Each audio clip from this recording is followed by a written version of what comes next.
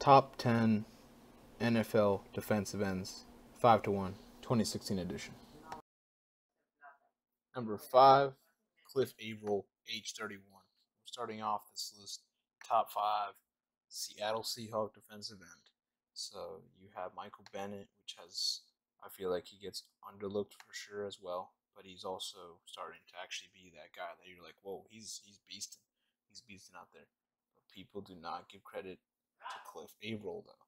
Cliff Avril is one guy that's a bad dude. This guy's a bad dude. And he's been at it for a while. He's had a lot of great years, actually. In Seattle, it's been great. He's been having to transition a little bit due to his time in Detroit. But you got to give this guy credit now, please. Cliff Avril deserves the credit. So, first of all, he's number 5, very high on this list because of really, he's better than Campbell. I would take him over Cameron Jordan. I would personally. I just think he's just more quicker. He's more agile. He's just a really great DN that people don't really understand, but he's doing it all, man. And Everson Griffin's great. Dunlap's great. They're all great DNs. I really enjoy Cliff Avril's presence and how he's been able to adjust to having Bennett there, and he's still producing. Like, you have Bennett on one side, and you have him, and you get all this attention from the Legion of Boom. You got Bobby Wagner. Everyone except Cliff Avril, I think, gets attention. Um, I think the D tackles and him and KJ Wright, those kind of guys, they don't really get respected as much, but they produce. And I think Cliff Avril's been able to produce enough to really showcase what he can do. And I think he's just a big deal to this defense. He's a very big deal to this defense. And I think the window is not closing. I don't think so. I just think they are getting older, which means they are understanding how to win. They didn't exactly know how to win. They did. They were so young. They just were so.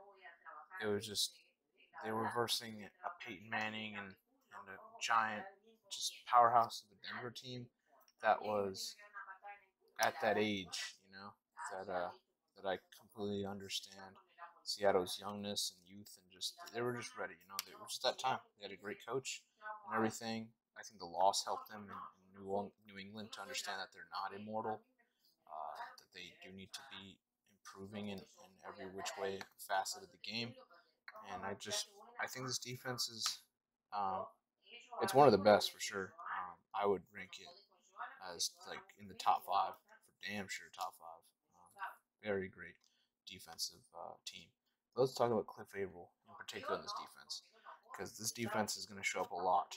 Defensive players on this team. Avril, 2 years, $14.25 million. Very much a very good deal. I like that they did give him that to those 2 years there. I appreciate Cliff Avril a lot. He's been more popular in Seattle for sure. So that's always good to see. But yeah, Cliff Avril at 31 this year. He played in 16 games and started the 16 games. He had 3 pass deflections, 5 forced fumbles, 39 tackles, and 11 and a half sacks. So he was double-digit sacks. He's able to get there. He's creating forced fumbles. He's creating pressure. He's creating a lot of things for really the other defenders to grasp on. He's really trying to just make a distraction out of it, and sometimes the distraction does become a really good play in a sack and stuff. But I think he's really sacrificed his whole ego in Seattle to just being a better player and just being more like in the presence and trying to make sure that he got his other defensive teammates involved. He's just a very selfish guy, and I think he deserves to be recognized finally as a Pro Bowler. And this year, he had 2 sacks and 4 tackles in 2 games as part of the defense in the playoffs. Not bad. I think that just shows that he's going to be there. He's noticed. He's going to be on this list for a while. I really do believe he's going to get even better. I think he's going to have a really good season next year. And I do believe Seattle will be in the Super Bowl contention talk. I really do believe this team can get far. They just need to stay healthy. You see Cliff Avril, 2016 Pro Bowl. So, Pro Bowler, top 5 guy. Yes, sir. Number 4, Cameron Wake, age 35. You know what I love about Cameron Wake? Cameron Wake is a man that suffered a really bad injury, and people were definitely writing him off. Every athlete's always written off if they have a terrible or they have an injury or they just have a bad year. They just get written off a lot. That's what the media does. They like to put everyone down, not really admire that there might be a comeback story. And this is a guy that had that. He had a terrible injury, only playing in 7 games, and people are like writing him off, and he's not gonna be great. He's aging and stuff, and I don't see him at all. He was a very big influence to why this Dolphins defense was smooth, it was dangerous, and why they got to the playoffs. Honestly, this defense was it's a very good defense, and Cameron Wake should be the face of that defense. And recognition for this guy needs to be met. First of all, he's got 2 years, $16.125 million. So overall, Cameron Wake will definitely be. I'm sure he'll end up a retired Dolphin, but he's been such a monster for that team and just in general. He's been just a monster. And I can see him in the Hall of Fame. I really can if he continues the way he does and just gets multiple sack seasons. But you're looking at this guy at 34 this past year, now 35. What did he do? Well, he came back. He played in 16 games, started in 11, had 1 interception, had 2 pass deflections, 5 forced fumbles, 11 and a half sacks, and 29 combined tackles. Overall, that's all that really matters to me is the fact that he was able to get to the ball, he was able to sack the QB, he was able to be a force and really disrupt everything offensive-wise. To me, that's very important to see in a player, especially coming off a terrible injury, and I love seeing him on this list. I love seeing him high, um, you know, and he's proven it before of how much of a beast he is, so this just puts on his entire resume of how much of a great athlete, great player he is in the NFL. And again, in the playoffs, 3 tackles, didn't get to the ball. Sack-wise, he didn't get any sacks, but the 1 game, 3 tackles, needs to give him credit for sure. And 2016 Pro Bowl, that's all you can ask for. He's a guy that's going to keep his motor. He's going to keep running. Big dude, very athletic, muscular. He's ready to go. I see him having another great year next year. So, we'll see. I do not want him to be injured, that's for sure. Number 3, Michael Bennett, age 31. Michael Bennett, a guy that also has been overlooked, but now has had recognition, has a face now. People know him a lot more for sure, and he's a guy that is a very big part of this entire Seattle defense. You've noticed when he gets injured, they don't really play well. They don't play as well as they should on that D line front. He has the same impact as the Earl, of the Cam, of the Richard Shermans. Like he has that impact. Bobby Wagner. I feel like he's got a big impact, and I think when he's not out in the field, it really affects this entire defense. He is the focal point of this defense. That's why I'm ranking him at number 3. His focal point of this defense is it's big, and when he's out on the field, he's nothing to mess with, dude. He really can just get to the football. He really is.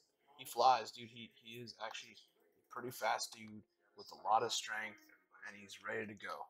And he's a funny guy. He's a talker, but he backs it up. He could talk, but he backs it up. And that's what I love about Bennett. And he got his money. 4 years, $40 million left in his contract. Yes, it's well deserved.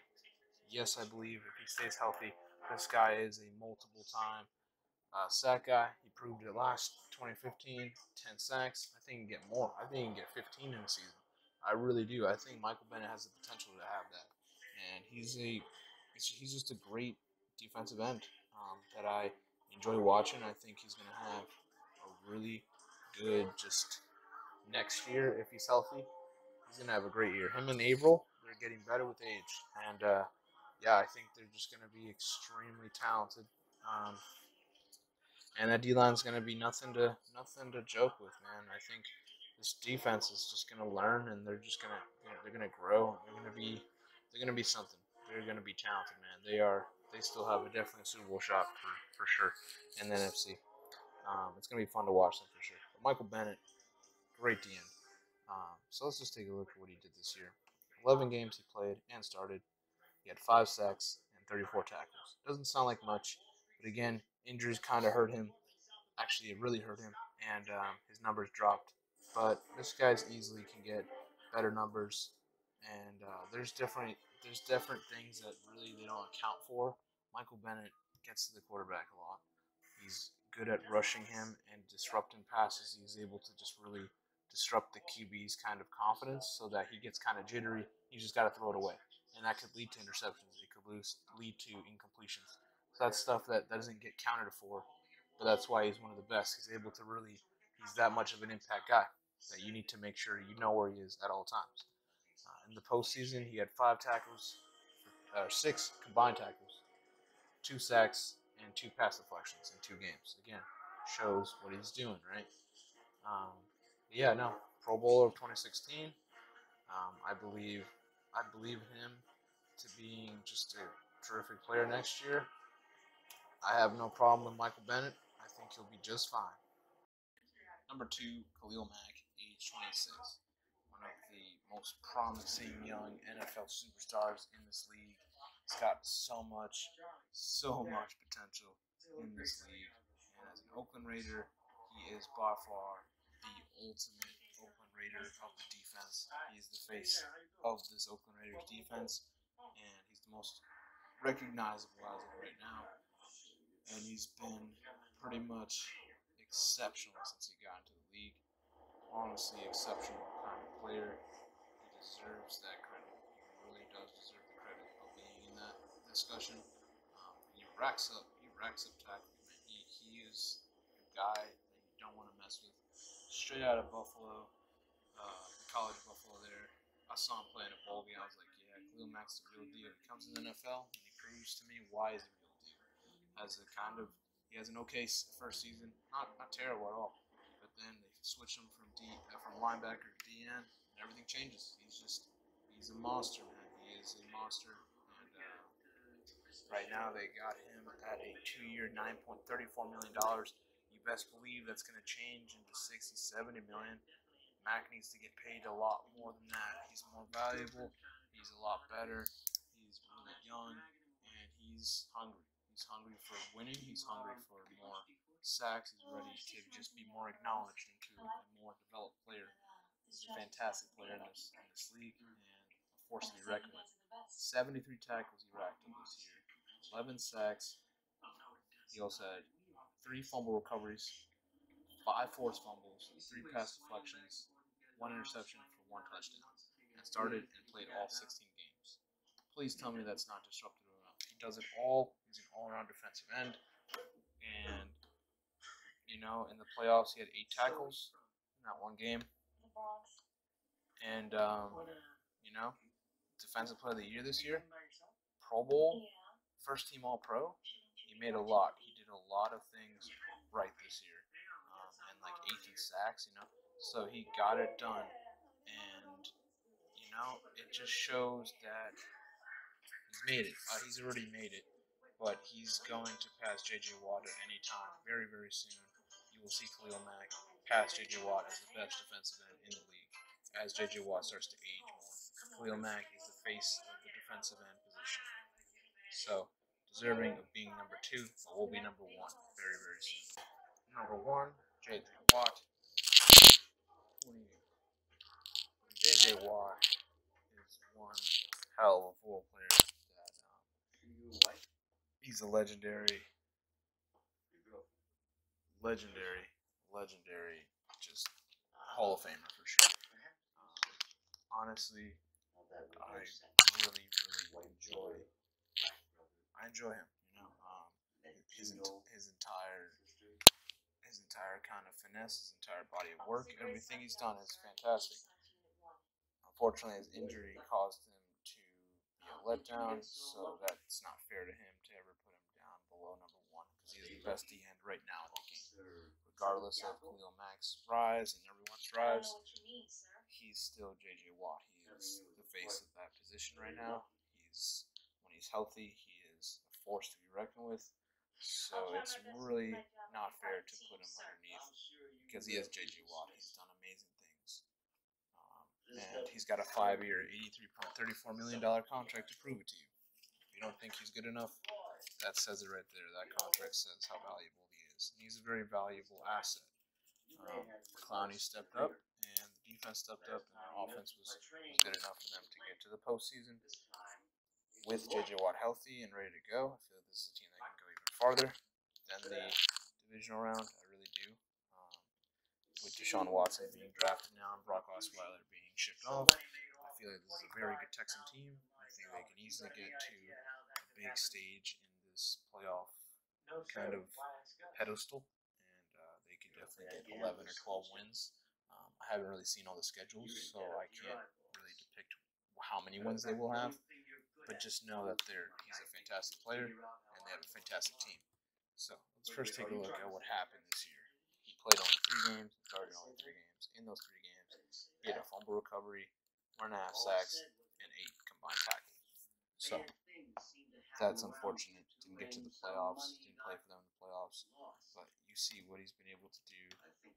He is a tremendous player. He's been a player that's been a 3-time defensive player of the year. You're just looking at that and you're like, whoa, it's a Hall of Famer, So when he's got that big of an impact, that kind of name, it gravitates. It really does gravitate towards how important you are, whether you're injured or not. You are this big figure because you've done so many great things in the league. So out of respect of him, yes, he's number 1. Yes, he's the best DN, and I can't wait to see him fully healthy and ready to go. I feel like he will have another 20 sack year, healthy and ready. J.J. Watt is a game changer, and he's changed the culture in Houston. So fantastic player.